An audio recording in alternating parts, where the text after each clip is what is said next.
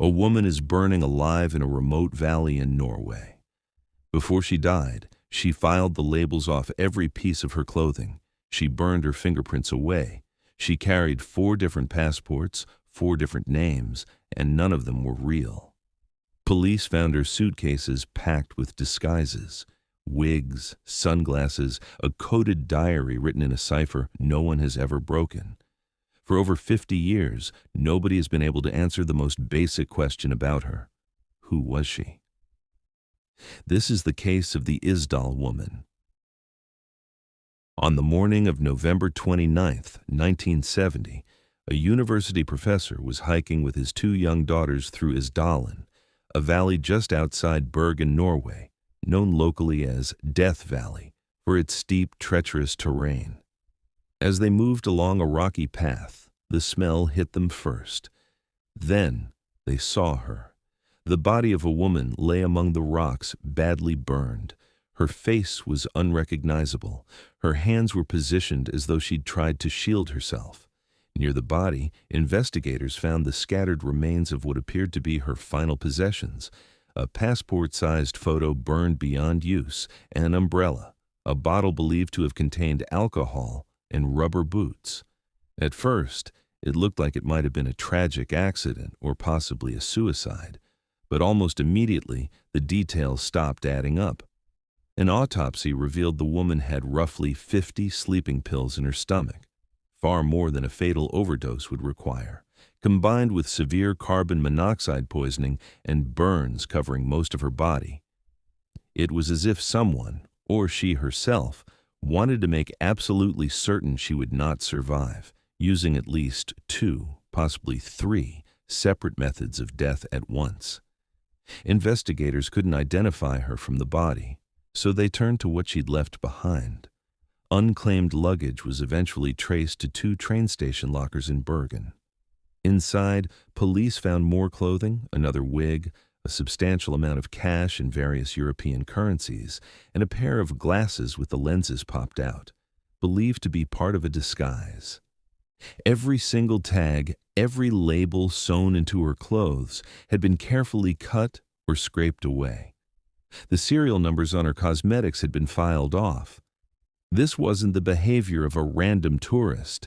This was someone actively, meticulously erasing any trace of her own identity, item by item.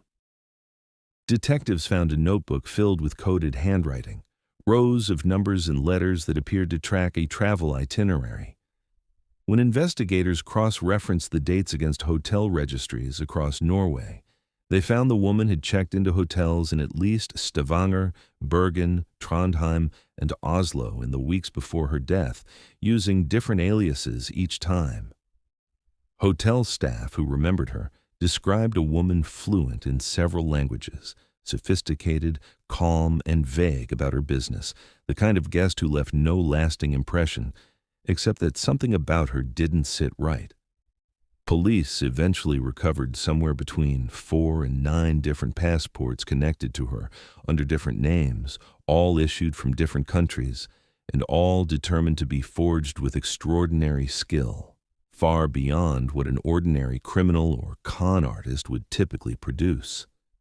Handwriting analysis suggested she disguised her writing depending on which identity she was using. Then came something even stranger. Witnesses came forward describing 2 men who had been seen with her at a hotel shortly before her death, having what looked like a tense conversation.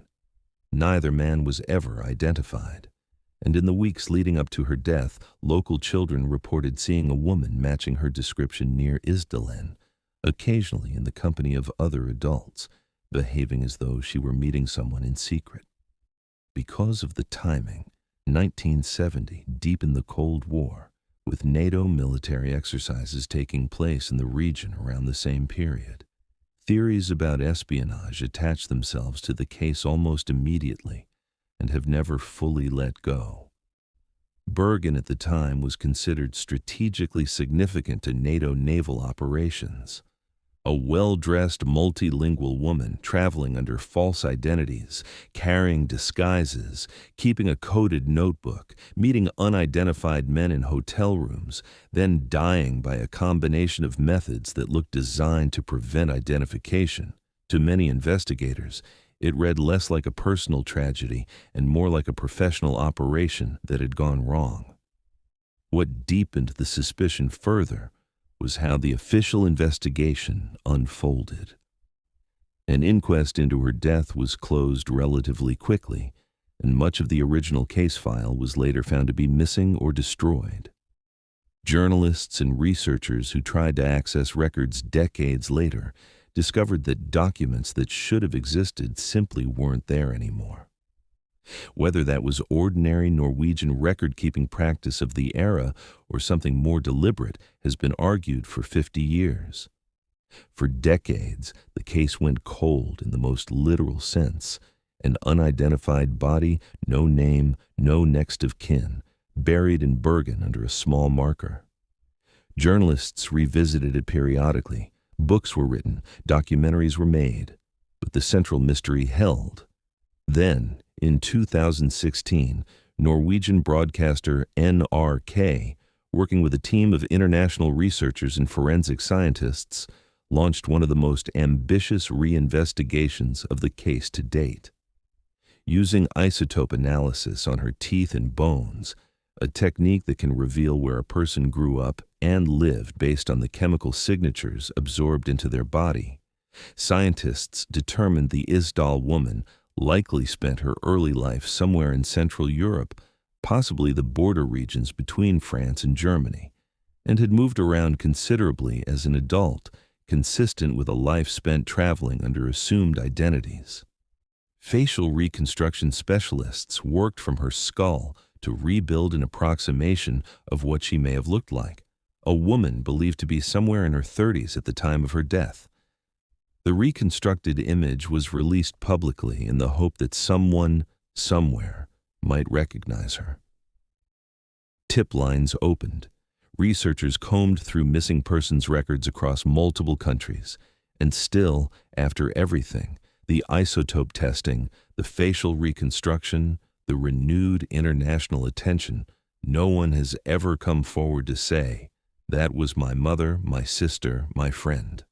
That absence might be the most disturbing detail of all. A woman meticulous enough to erase every label on her clothing, fluent enough to move convincingly through 4 or 5 false identities, skilled enough to obtain forged passports of a quality attributed to state-level operations. And yet, in over 50 years, not one person has ever claimed her. No family has ever asked what happened to her. It's as if whoever she really was had already made certain that no one ever could. The coded notebook has still never been fully deciphered. The identities of the men seen with her at the hotel have never been established.